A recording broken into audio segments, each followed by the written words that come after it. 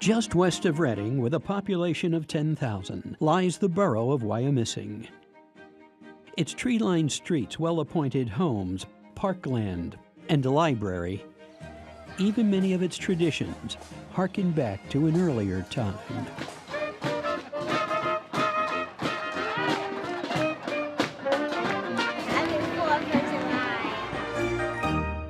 It had everything that I needed, that's for certain. Dave Boucher, who served as Wyomissing's police chief and also borough manager, has lived and worked here all of his 79 years. But we used to spend a lot of our time outside in these streets. On this day, he shows us his childhood home on Garfield Street that was purchased new by his dad in 1935. Wyomissing was one of the first planned communities in the Commonwealth of Pennsylvania. That planning began in the late 1890s with two of the borough's founders, Ferdinand Thun and Henry Janssen. They were German immigrants who came to Berks County as young men and built one of the largest textile companies in history, Wyomissing Industries. They had this vision of suburban development. Community, I think that's a key word that I would keep emphasizing over and over again. These men were community-oriented. Thun and Janssen saw the development of Wyomissing as key to the success of Wyomissing Industries. They became both successful businessmen and urban planners as a result. Mr. Thun had a background in business and financial things. He was very, very good with that. And Mr. Janssen's education was in technical things.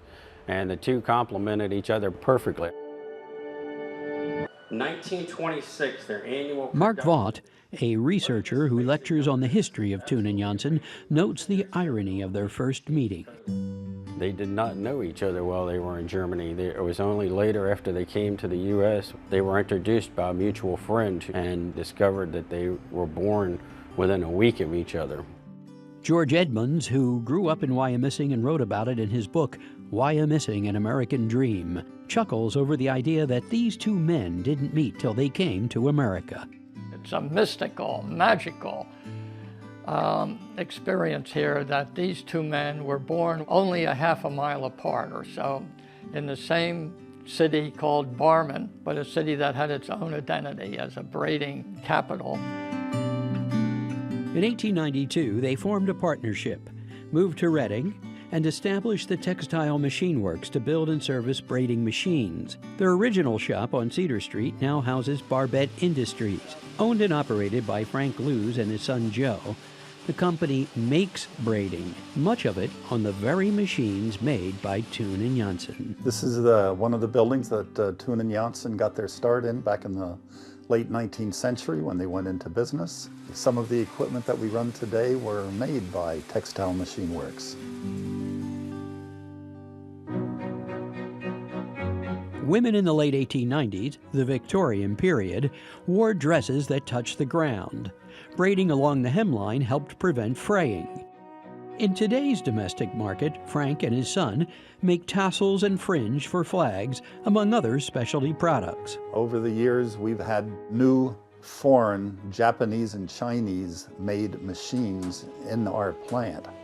And we can wear those out in a few years' time. It's the quality of steel that goes into them.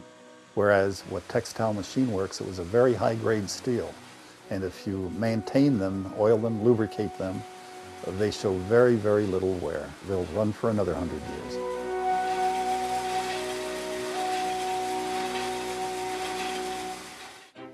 In 1896, Thun and Janssen moved the Textile Machine Works to Wyomissing along the Reading Railroad. For $1, they were given some land over there, and they moved their business very quickly. By 1900, the partners were not only making braiding machines, but also braiding products through a new company they created called the Narrow Fabric Company. In 1906, they brought in fellow German Gustav Oberlander, who also became a partner. That same year, they created Berkshire Knitting Mills and began making women's full-fashioned or seamed stockings on their own patented machine called the Reading. Well, the basic famous Reading knitting machine always boggles my mind when you realize they had 130,000 parts. And they're all absolutely controlled to the minute. was fortunate enough to actually make some of those, make a lot of the parts and also assemble some of the machines. And there's nothing like it. Toon and Janssen incorporated their three companies as Wyomissing Industries, and business took off, especially as demand for full-fashion hosiery soared. They also took the lead in developing the borough of Wyomissing. They built their homes here, funded affordable housing for their employees, planned the layout of the whole community, donated land, and backed one public project after another. The trees. If you drive into Wyomissing on a hot summer day, the temperature drops probably 5 degrees, maybe more, because of the trees. That's my grandfather and Mr. Janssen. They did that. They did not just the boulevards where the big fancy houses are, but all the side streets. There's very affordable housing, and it was so that people could live there and work at the mills and walk to work. They did that planning. They laid it all out. I think my great-grandfather would be very proud that his legacy continues into the 2015 year. We will never forget him, and I try to remind people how wonderful he and Mr. Toon were in the founding of the Wyomissing Industries.